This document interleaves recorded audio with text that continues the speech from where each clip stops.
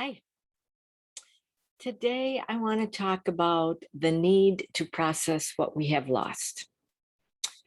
The Japanese artisans repair broken pottery, and it's called kintsugi.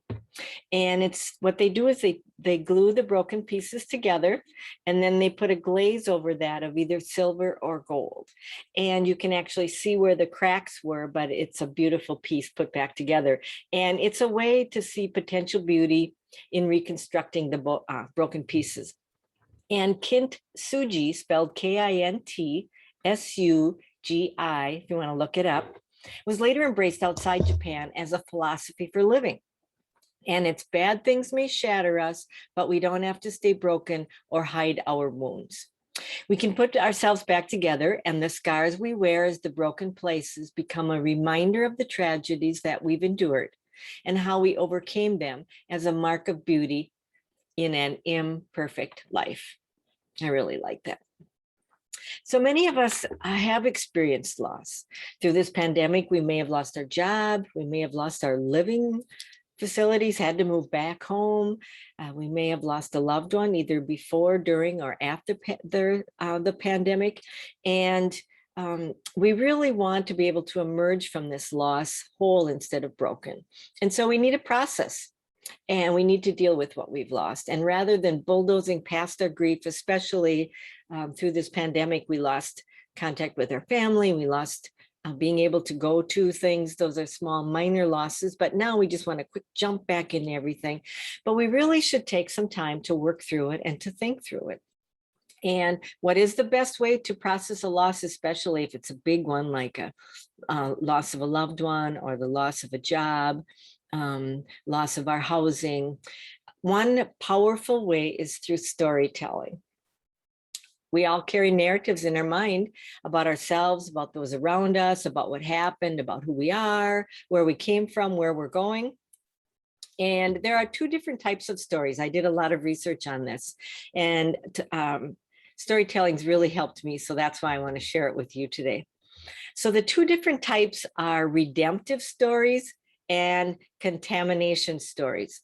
Bet you can tell the difference. Redemptive stories contain the experience of what happened to us and what we learned from it and what good came out of it. Sometimes it's really tiny and hard to see, but some good things always come out of bad things. The contamination stories tell us how good it was and now it's ruined by the bad. The stories we tell about our experiences have consequences for our well-being.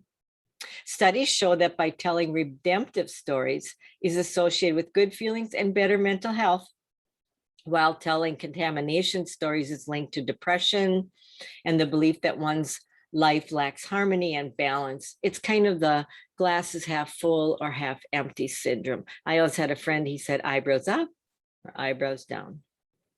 Same kind of thinking. So we all make choices about how we see the situation. Two people can have the same experience, such as losing a job during the pandemic.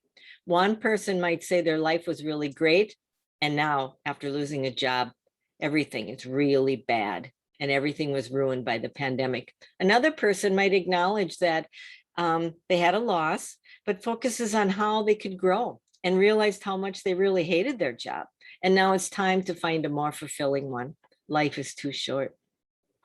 Storytelling can help mend lives broken by trauma and loss. A series of studies from the University of Texas in Austin found that those who wrote about their pain were later less likely to visit a doctor for a health concern, reported greater psychological well-being, and had lower blood pressure and a stronger immune system. Now, who doesn't want that? Expressive writing is healing, but why? When writing things down, it helps us make sense of what happened to us. Our writing makes us more coherent and insightful as the days go on, and expressive writing helps us come to a new understanding of the event and how it affected our lives and continues to affect our lives. But remember, sometimes the trauma can be so shattering that confronting it is unbearable. In these cases, putting the trauma aside for a period is a good thing. Sometimes time is the only healer. Psychologists say that it's not a good idea to process extreme trauma on your own immediately after it happens. But after some time has passed, storytelling can be a useful tool to help us move through the loss. I kept a diary all the way through our son's 11 days of coma, and after the accident and his death, I wrote everything down in a diary. It helped me at the end of the day just put things aside, and then I could try to sleep, and maybe slept a little bit better. And it was over a year before I could pull that back out and relook at it and start the story over and add to it and clarify things, ask myself questions about how we did certain things. And it was very healing, extremely healing. So I really recommend that for you too. But it really helps us make sense of what happened. And it can put a light on things. And it helps us to move through that pain by processing what really happened, instead of trying to put a Band-Aid over an open wound.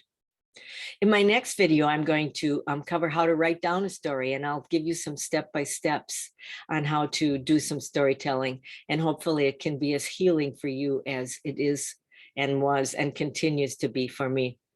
Until then, be well.